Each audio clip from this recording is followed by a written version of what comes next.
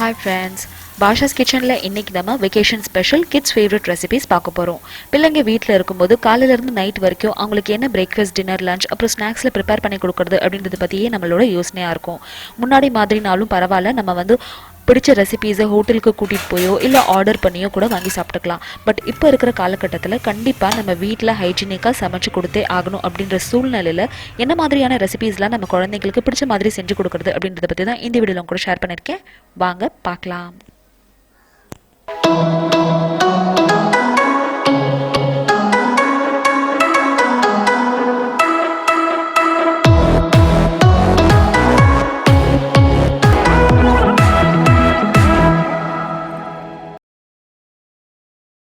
இந்த வரிசையில் ஃபர்ஸ்ட் நம்ம பார்க்க போகிறது வெஜ் சாண்ட்விச் ரெசிபி. ஸோ பிள்ளைங்களுக்கு வெஜ் சாண்ட்விச் ரொம்ப பிடிக்கும். யூஸ்வலாக பார்த்தீங்கன்னா அதில் உள்ளே மயோனீஸ் அப்படி இல்லைன்னா க்ரீன் சட்னீஸ் ஃபில் பண்ணி கொடுத்தீங்கன்னா ரொம்ப நல்லாயிருக்கும். 3-4 ப்ரெட்டை இந்த மாதிரி பட்டர் தடவி தவால ரோஸ்ட் பண்ணி எடுத்துக்கோங்க. உங்கள்கிட்ட டோஸ்டர் இருந்துச்சுன்னா அதுலேயும் நீங்கள் டோஸ்ட் பண்ணிக்கலாம். இந்த சாண்ட்விச்க்கு இன்றைக்கி நான் ஃபில்லிங்க்கு நைட் நான் ப்ரிப்பேர் பண்ண சப்பாத்தி கிரேவி ஃபில் பண்ண போகிறேன். உங்கள்கிட்ட கிரேவி இல்லை அப்படின்னா நீங்கள் நார்மலாக ஃபில்லிங்க்கு யூஸ் பண்ணுற மயோனீஸ் அப்படி இல்லைன்னா சாஸும் யூஸ் பண்ணிக்கலாம். கிரேவி தடவிட்டு தேவையான வெஜிடபிள்ஸ் எல்லாத்தையும் இந்த மாதிரி வச்சுக்கோங்க. இதில் நீங்கள் வெங்காயம், தக்காளி, குக்கும்பர் 3மே யூஸ் பண்ணிக்கலாம். வேணும்னா கேப்சிகமும் யூஸ் பண்ணிக்கலாம். பட்டர் தடவி 2 பக்கமும் இந்த மாதிரி ரோஸ்ட் பண்ணிங்க அப்படின்னா நம்மளோட சூப்பர் டெலிஷியஸான வெஜ் சாண்ட்விச் ரெசிபி தயாராகிடுச்சு. பிள்ளைங்களுக்கு ரொம்ப பிடிச்ச பிரேக்ஃபாஸ்ட் ரெசிபி. கண்டிப்பாக வேணான்னு சொல்லவே மாட்டாங்க. கண்டிப்பாக ட்ரை பண்ணி பார்த்துட்டு எப்படி வந்துச்சு அப்படின்றத எனக்கு கமெண்ட் செக்ஷனில் சொல்லுங்கள். இந்த வரிசையில் அடுத்து நம்ம பார்க்க போகிறது உருளைக்கிழங்கு பட்டாணி போட்ட ஒரு 1 pot ரெசிபி நம்ம பார்க்க போகிறோம். இந்த 1 pot ரெசிபிஸ் நம்மளுக்கு சமைக்கிறதுக்கு ஈஸியாக இருக்கும் அப்படின்றதுனால நான் இந்த குஷ்கா ரெசிபி ப்ரிப்பேர் பண்ணியிருக்கேன். இதுக்கு பாஸ்மதி அரிசியை தண்ணியில் ஃபஸ்ட்டு ஊற வச்சுருங்க. ஒரு 15 to 20 நிமிஷத்துக்கு. 2 உருளைக்கிழங்கு மீடியம் சைஸ் இந்த மாதிரி கட் பண்ணி எடுத்து வச்சுக்கோங்க. தேவையான வெங்காயம், தக்காளி, கொத்தமல்லி, புதினா எடுத்து வச்சுக்கோங்க. இஞ்சி, பூண்டு, பச்சை மிளகாவை இந்த மாதிரி கட் பண்ணி எடுத்து வச்சுருக்கேன். உங்கள்கிட்ட பச்சை பட்டாணி இருக்குது அப்படின்னா நீங்கள் அதுவும் சேர்த்துக்கலாம். ஃப்ரோசன் சேர்த்துக்காமல் பச்சை பட்டாணியாகவே சேர்த்துக்கோங்க. ஒரு பிளெண்டர் ஜாரில் இஞ்சி, பூண்டு அப்புறம் பச்சை மிளகாயை போட்டு இந்த மாதிரி அரைச்சி எடுத்து வச்சுக்கலாம். கொஞ்சமாக தண்ணி விட்டு. இப்போ ஒரு பேனில் கொஞ்சமாக எண்ணெய் விட்டு நம்ம எடுத்து வச்சுக்க உருளைக்கிழங்கை ரோஸ்ட் பண்ணி எடுத்துக்கலாம். தேவையான உப்பு, மஞ்சத்தூள் அப்புறம் வெறும் மிளகாத்தூள் கொஞ்சம் சேர்த்துட்டு எல்லாத்தையும் நல்லா இந்த மாதிரி கலந்து நல்லா இதை ரோஸ்ட் பண்ணி எடுத்துக்க போகிறோம். ரொம்ப கிறிஸ்பியாக ஆக்க வேண்டாம். லைட்டாக நம்மளுக்கு இந்த மாதிரி ப்ரௌன் கலரில் ஆனால் போதும். இப்போ இதை எடுத்து ஒரு பிளேட்டில் இந்த மாதிரி தனியாக எடுத்து வச்சுருங்க. இப்போ நம்ம குஷ்கா செய்கிறதுக்கு ஸ்டார்ட் பண்ணலாம். இதுக்கு இந்த மாதிரி ஒரு பேன் எடுத்துக்கோங்க. அதில் எண்ணெய் விட்டு பட்டை, கிராம்பு, ஏலக்காய், ஜீரகம் அப்புறம் ஒரு ஜாவித்திரி பூ சேர்த்துருக்கேன். நம்ம அரைச்சி வச்ச இஞ்சி, பூண்டு அப்புறம் பச்சை மிளகாவை சேர்த்துருங்க. பச்சை மிளகா உங்கள் குழந்தைங்களுக்கு ஏற்றாப்புல நீங்கள் காரத்துக்கு ஏற்ப சேர்த்துக்கலாம். 2 நிமிஷம் வதங்கினதுக்கு அப்புறமா ஒரு வெங்காயம் சேர்த்துட்டு அதையும் நல்லா இந்த மாதிரி சாட் பண்ணிக்கோங்க. ஒரு தக்காளி சேர்த்துக்கலாம். தேவையான கொத்தமல்லி, புதினா, பட்டாணி அப்புறம் ரோஸ்ட் பண்ணி எடுத்து வச்சிருக்க உருளைக்கிழங்கு அதையும் சேர்த்துட்டு எல்லாத்தையும் நல்லா ஒரு 2 to 3 நிமிஷத்துக்கு வதங்க விடுங்க.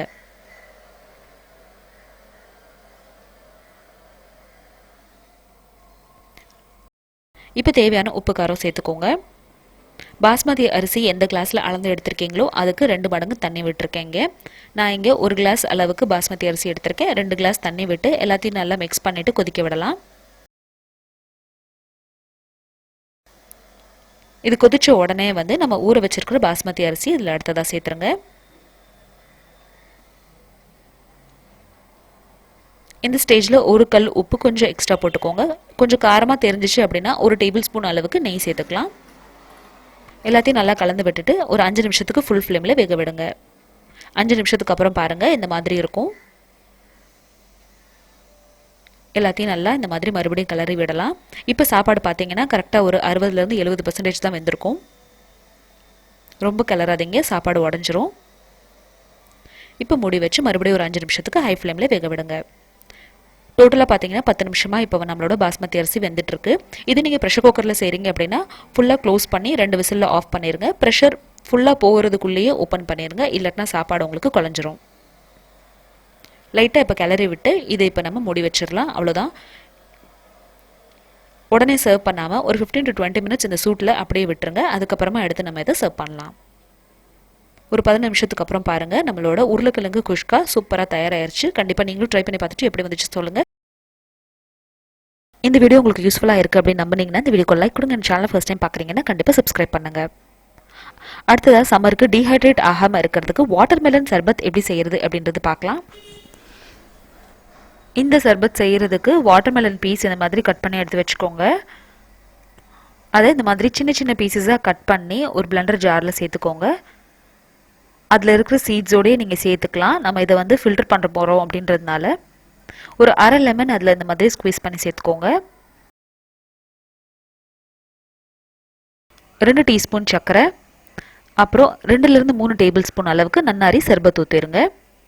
கொஞ்சமாக தண்ணி விட்டு இப்போ இதை வந்து நம்ம ஒரு மிக்ஸி ஜாரில் போட்டு அரைச்சி எடுத்து வச்சுக்க போகிறோம். இது ஒரு ஸ்ட்ரெயினர் வச்சு இந்த மாதிரி ஃபில்டர் பண்ணிடுங்க. நிறைய ஜூஸ் செய்ய போகிறீங்க அப்படின்னா இந்த பழத்தோட சக்கை எல்லாத்தையும் ஒரு பிளெண்டர் ஜாரில் சேர்த்து மறுபடியும் அரைச்சி அதை நீங்கள் சேர்த்துக்கணும். அவ்வளோதான், நம்மளோட வாட்டர்மெலன் சர்பத் எவ்வளோ சூப்பராக தயாராகிடுச்சு பாருங்கள். இதை நீங்கள் இந்த வெயிலுக்கு உங்கள் பசங்களுக்கு கண்டிப்பாக கொடுங்க. ஒரு ஈஸியான ஸ்நாக் ரெசிபியாக இருக்கும். அதே மாதிரி வந்து ரொம்ப நிறைய ஜங்க் சாப்பிடாம நம்மளுக்கு வந்து ரொம்ப டீஹைட்ரேட் ஆகாமல் இருக்கிறதுக்கும் இந்த சம்மர் ரெஃப்ரெஷிங் ட்ரிங்க்ஸ் ரொம்ப ரொம்ப யூஸ்ஃபுல்லாக இருக்கும். கண்டிப்பாக ட்ரை பண்ணி பார்த்துட்டு எப்படி வந்துச்சு அப்படின்றத எனக்கு கமெண்ட் செக்ஷனில் சொல்லுங்கள். அடுத்ததாக நம்ம ப்ரிப்பேர் பண்ணி வச்சுருக்க குஷ்கா ரைஸ்க்கு ஒரு சைட் டிஷ் ரெசிபி ஒன்று பார்த்துடலாம். இது வந்து நம்ம கார்ன் வச்சு செய்ய போகிறோம்.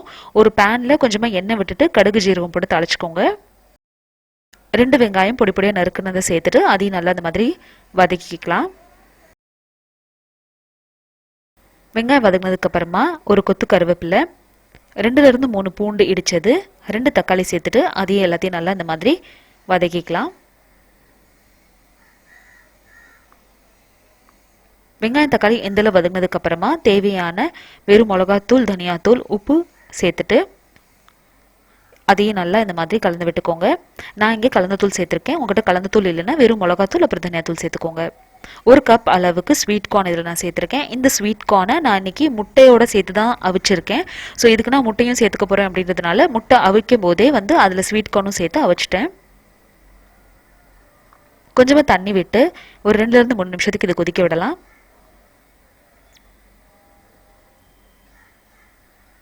ஒரு 3 நிமிஷம் கொதிச்சதுக்கு அப்புறமா பாருங்க, இப்போ நம்ம அவிச்சு எடுத்து வச்சிருக்கிற முட்டையை ஒரு பாதியை அந்த மாதிரி கட் பண்ணிட்டு அடுத்தது அதில் சேர்த்துக்கலாம். இப்போ இந்த கிரேவியோட எல்லாத்தையும் நல்லா மிக்ஸ் பண்ணி விட்டுக்கோங்க. மஞ்சள் வந்து உங்களுக்கு வெளியே வந்தால் பிடிக்காது அப்படின்னா இந்த மாதிரி எடுத்து அதோட கிரேவியை மேலே இந்த மாதிரி ஸ்ப்ரெட் பண்ணிக்கோங்க. ஒரு 2 நிமிஷம் கொதிக்க விட்டுட்டு கொத்தமல்லி போட்டு இறக்குனீங்க அப்படின்னா நம்மளோட உருளைக்கிழங்கு குஷ்காக்கு ஒரு சூப்பரான சைட் டிஷ் ரெசிபி தயாராகிருச்சு. இந்த ரெசிபி உங்களுக்கு பிடிச்சிருந்துச்சுன்னா இந்த வீடியோக்கு ஒரு லைக் கொடுங்க. சேனலை ஃபர்ஸ்ட் டைம் பார்க்குறீங்கன்னா கண்டிப்பாக சப்ஸ்கிரைப் பண்ணுங்கள். அடுத்ததாக ஈவினிங் ஸ்நாக்ஸில் இன்றைக்கி நம்ம கேபேஜ் பக்கோடா செய்ய போகிறோம். கேபேஜ் பக்கோடா செய்கிறதுக்கு துருவின கேபேஜ் 1 கப் எடுத்துகிட்டு அதில் கொஞ்சமாக கொத்தமல்லி, இஞ்சி, அப்புறம் நறுக்குன பச்சை மிளகா சேர்த்துக்கோங்க. 1 கப் கடலை மாவு, 1/2 கப் அளவுக்கு அரிசி மாவு, வெறும் மிளகாத்தூள், மஞ்சத்தூள், உப்பு, கரம் மசாலா தூள், அப்புறம் கொஞ்சம் ஜீரகத்தூள் சேர்த்துட்டு கொஞ்சமாக தண்ணி விட்டு எல்லாத்தையும் நல்லா மிக்ஸ் பண்ணிக்கோங்க. இந்த கேபேஜ் பக்கோடாக்கு நீங்கள் வந்து வெங்காயம் போடாமலையும் செய்யலாம். ஆனால் எனக்கு வெங்காயம் போட தான் பிடிக்கும் அப்படின்றதுனால நான் ஒரு வெங்காயம் இதில் சேர்த்துருக்கேன். ஒரு வெங்காயம் சேர்த்துட்டு நல்லா நம்மளுக்கு பக்கோடா பிடிக்கிற அளவுக்கு வர மாதிரி பதத்தில் இதை நம்ம பிசைஞ்சு எடுத்துக்க போகிறோம். ஒரு பேனில் டீப் ஃப்ரை பண்ணுற அளவுக்கு எண்ணெய் விட்டுட்டு நம்ம எடுத்து வச்சுருக்கிற இந்த பேட்டரில் கொஞ்சம் கொஞ்சமாக எடுத்து இந்த மாதிரி பக்கோடா பதத்துக்கு போட்டு அதை 2 பக்கமும் வேக வச்சு எடுத்தோம் அப்படின்னா நம்மளோட கேபேஜ் பக்கோடாவும் தயாராகிடுச்சு. ரொம்ப கிறிஸ்பியாகவும் ரொம்ப டேஸ்டியாகவும் இருக்கும் இந்த கேபேஜ் பக்கோடா. கண்டிப்பாக ட்ரை பண்ணி பார்த்துட்டு உங்களுக்கு எப்படி வந்துச்சு அப்படின்றத எனக்கு கமெண்ட் செக்ஷனில் சொல்லுங்கள். இதுக்கு நீங்கள் சாஸ் அப்படி இல்லைன்னா சட்னி செஞ்சு கொடுக்கலாம். இந்த எல்லா ரெசிபீஸ்லையும் உங்களுக்கு இந்த ரெசிபி ரொம்ப பிடிச்சிருந்தது அப்படின்றது எனக்கு கமெண்ட் செக்ஷனில் கண்டிப்பாக சொல்லுங்கள். லாஸ்ட் பட் நாட் லீஸ்ட்டாக அடுத்து நம்ம டின்னர் ரெசிபியில் என்ன ப்ரிப்பேர் பண்ணி கொடுக்கலாம் அப்படின்றத பார்க்க போகிறோம். அதில் இன்றைக்கி நம்ம வெஜிடபிள் சேமியா செய்ய போகிறோம். இதுக்கு ஒரு பேனில் கொஞ்சமாக எண்ணெய் விட்டு கடுகு, உளுந்தம்பருப்பு, அப்புறம் வெங்காயம் போட்டு தாளிச்சுக்கோங்க. இந்த எல்லா ரெசிபீஸ்லையும் நீங்கள் பார்த்தீங்கன்னா உங்களுக்கு தெரியும், எல்லாத்துலேயுமே வந்து நான் வெஜிடபிள்ஸ் நிறைய சேர்த்துருக்கேன். ஸோ இப்போ வந்து நம்மளுக்கு வெஜிடபிள்ஸ் சாப்பிட்றது ரொம்ப முக்கியம் அப்படின்றதுனால தான் எல்லா ரெசிபீஸ்லையும் வெஜிடபிள்ஸை இன்க்ளூட் பண்ணியிருக்கேன். நீங்கள் உங்கள் வீட்டில் இருக்கிற பிள்ளைங்களுக்கும் நீங்கள் காய்கறி இல்லை வந்து என்ன ரெசிபி செஞ்சு கொடுத்தாலும் சரி, நிறைய அளவுக்கு வெஜ்ஜீஸ் வந்து கொஞ்சம் அதில் இன்க்ளூட் பண்ணி கொடுங்க. இதனால என்ன ஆகும் அப்படின்னு பார்த்தீங்கன்னா நோய் எதிர்ப்பு சக்தி வந்து ஜாஸ்தியாகும். வெஜிடபிள்ஸ் இன்க்ளூட் பண்ணி எல்லா டிஷ்ஷஸும் செய்யறதுனால இன்னொரு அட்வான்டேஜ் என்ன அப்படின்னு பார்த்தீங்கன்னா அவங்களுக்கு ரொம்ப சீக்கிரம் பசிக்காது. ஸோ வெஜிடபிள்ஸ்லாம் இருக்குது அப்படின்றதுனால அவங்களுக்கு அது ஒரு ஹோல்சம் மீலாகவே தெரியும். ஸோ நிறைய ஸ்நாக்ஸ் வந்து கேட்டு உங்களை தொல்லப்படுத்த மாட்டாங்க. ஸோ கண்டிப்பாக இந்த எல்லா ரெசிபிஸும் நீங்களும் ட்ரை பண்ணி பார்த்துட்டு உங்களுக்கு எப்படி வந்துச்சு அப்படின்றது கமெண்ட் செக்ஷனில் சொல்லுங்கள். காய்கறிலாம் வெந்ததுக்கு அப்புறமா அடுத்ததாக இப்போ நம்ம இந்த சேமியாவுக்கு தேவையான தண்ணி ஊற்றிக்க போகிறோம்.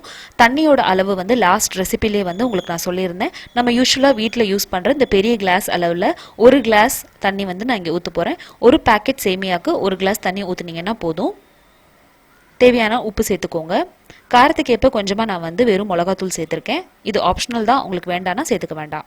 அடுத்ததான் நம்ம இப்போது சேமியாவை எப்படி சேர்த்துக்கணும் அப்படின்றதையும் நான் இதில் வந்து சொல்ல போகிறேன் உங்களுக்கு.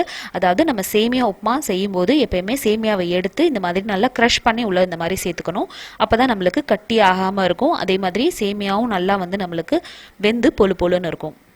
இப்போ லோ ஃப்ளேம் பண்ணிக்கோங்க. எல்லாத்தையும் நல்லா இந்த மாதிரி கலந்து விட்டுக்கோங்க. சேமியா வேகிறதுக்கு ரொம்ப நேரம் ஆகாது. கரெக்டாக ஒரு 5 நிமிஷம் வெந்தால் போதும். மூடி வச்சு லோ ஃப்ளேமில் 5 நிமிஷத்துக்கு அப்புறம் நான் இப்போ ஓப்பன் பண்ணுறேன் பாருங்கள். இப்போவே வந்து வெந்துருச்சு. இருந்தாலும் இதை ஒரு 10 நிமிஷத்துக்கு அப்படியே நம்ம ரெஸ்ட்லேயும் விடணும். அப்போ தான் நம்மளுக்கு நல்லா வந்து சேமியா சாஃப்ட் ஆகும். ஒரு 2 நிமிஷத்துக்கு அப்புறமா ஃப்ளேம் ஆஃப் பண்ணிடுங்க. அவ்வளோதான், நம்மளோட வெஜிடபிள் சேமியா உப்புமா தயாராகிருச்சு. அடுத்த வீடியோ சீரீஸில் உங்கள் கிட்ஸ்க்கு பிடிச்ச ஏதாச்சும் ஒரு ரெசிபி நீங்கள் பார்க்கணும் அப்படின்னு நினச்சிங்கன்னா எனக்கு கமெண்ட் செக்ஷனில் கண்டிப்பாக மென்ஷன் பண்ணி சொல்லுங்கள். இதே மாதிரி உங்கள் வீட்டில் இருக்கிற குழந்தைங்களுக்கு நல்ல ஹைஜீனிக்காகவும் நிறைய வெஜ்ஜீஸ் போட்ட இந்த மாதிரியான ரெசிபீஸும் நீங்களும் ட்ரை பண்ணி பார்த்துட்டு நீங்கள் என்ன டிஃப்ரெண்ட்டான ரெசிபி ட்ரை பண்ணி கொடுத்தீங்க இந்த வெக்கேஷனுக்கு அப்படின்றதையும் எனக்கு கமெண்ட் செக்ஷனில் மென்ஷன் பண்ணுங்கள். அப்போ வரைக்கும் இன்னொரு இன்ட்ரெஸ்டிங்கான வீடியோவில் அடுத்து உங்களை வந்து சந்திக்கிறேன். தேங்க்யூ ஸோ மச் ஃபார் வாட்சிங். பாய்.